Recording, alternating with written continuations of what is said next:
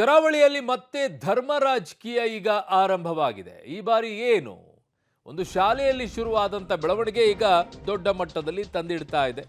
ಜೆರೋಸಾ ಶಾಲೆಯಲ್ಲಿ ಶಿಕ್ಷಕಿ ಒಂದು ಧರ್ಮ ನಿಂದನೆ ಮಾಡಿದಂಥ ಪ್ರಕರಣ. ಈಗಾಗಲೇ ಆ ಶಿಕ್ಷಕಿಯನ್ನು ಅಮಾನತು ಮಾಡಿದ್ದಾರೆ. ಆದರೆ ಗಲಭೆಗೆ ಪ್ರಚೋದನೆ ನೀಡಿದಂಥ ಆರೋಪದಡಿಯಲ್ಲಿ ಈಗ ಬಿಜೆಪಿಯ ಶಾಸಕ ವೇದವ್ಯಾಸ್ ಕಾಮತ್ ಜೊತೆಗೆ ಭರತ್ ಶೆಟ್ಟಿ, ಶರಣ್ ಪಂಪ್ವೆಲ್ ಸೇರಿದಂತೆ 5 ವಿರುದ್ಧ ಎಫ್ಐಆರ್ ದಾಖಲಾಗಿದೆ.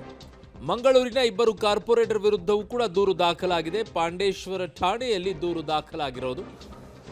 ಸೊ ಈ ವಿಚಾರದಲ್ಲಿ ಈಗ ಜೆರೋಸಾ ಶಾಲೆಯಲ್ಲಿ ಶಿಕ್ಷಕಿಯಿಂದ ಧರ್ಮ ನಿಂದನೆ ಪ್ರಕರಣಕ್ಕೆ ಸಂಬಂಧಪಟ್ಟಂತೆ ಆ ಶಾಲೆಯ ಮುಂಭಾಗದಲ್ಲಿ ಹೋಗಿ ಪ್ರತಿಭಟನೆಯನ್ನ ಮಾಡಿದ್ರು. ಶಿಕ್ಷಕಿಯನ್ನ ಅಮಾನತು ಮಾಡಿದ್ರು.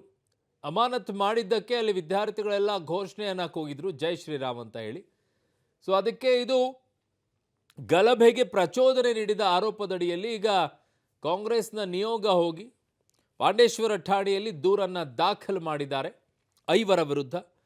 ಸೊ ಶಾಸಕರಾದಂತಹ ವೇದವ್ಯಾಸ್ ಕಾಮತ್, ಭರತ್ ಶೆಟ್ಟಿ, ಶರಣ್ ಪಂಪ್ವೆಲ್, ಅದಾದ ನಂತರ 2 ಕಾರ್ಪೊರೇಟರ್ ವಿರುದ್ಧವೂ ಕೂಡ ದೂರು ದಾಖಲಾಗಿದೆ. ಸೊ ಈ 5 ಜನರಿಗೆ ಏನಿದೆ, ಯಾರ್ಯಾರ ಮೇಲೆ ಕೇಸ್ ಹಾಕಿದ್ದಾರೆ ಏನು ಅನ್ನುವಂಥದ್ದನ್ನು ಕೂಡ ನೋಡೋಣ.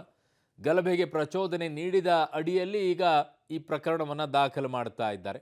ಶಾಲೆಗೆ ಹೋಗಿ ಒಂದು ಧರ್ಮವನ್ನು ಅವಹೇಳನ ಮಾಡಿದ್ದಾರೆ ಅಂತ ಹೇಳಿಬಿಟ್ಟು ಅಲ್ಲಿ ಪ್ರತಿಭಟನೆಯನ್ನು ಮಾಡಿದ್ದು, ಅದು ಒಂದು ರೀತಿ ಗಲಭೆಗೆ ಪ್ರಚೋದನೆ ಅಂತ ಹೇಳಿ. ಅದಾದ ನಂತರ ವಿದ್ಯಾರ್ಥಿಗಳು ಅಲ್ಲಿ ಜೈ ಶ್ರೀರಾಮ್ ಅಂತ ಘೋಷಣೆಯನ್ನು ಕೂಗಿದ್ದು ಗಲಭೆಗೆ ಪ್ರಚೋದನೆ ಅಂತ ಹೇಳಿ ಈಗ ಕೇಸ್ ದಾಖಲಾಗಿದೆ ಅಂತ ಹೇಳ್ತಾ ಇದ್ದಾರೆ. ಒಟ್ಟು 5 ಮೇಲೆ ದೂರು ದಾಖಲಾಗಿದೆ, ಎಫ್ಐಆರ್ ದಾಖಲಾಗಿದೆ.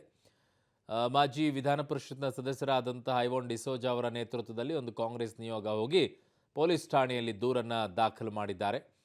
ಸೊ ಈಗ ಕರಾವಳಿಯಲ್ಲಿ ಮತ್ತೆ ಧರ್ಮ ರಾಜಕೀಯ ಆರಂಭವಾಗ್ತಾ ಇದೆಯಾ ಅಥವಾ ಇದು ಇಲ್ಲಿಗೆ ಪೂರ್ಣ ವಿರಾಮ ಇರುತ್ತಾ ನೋಡಬೇಕು.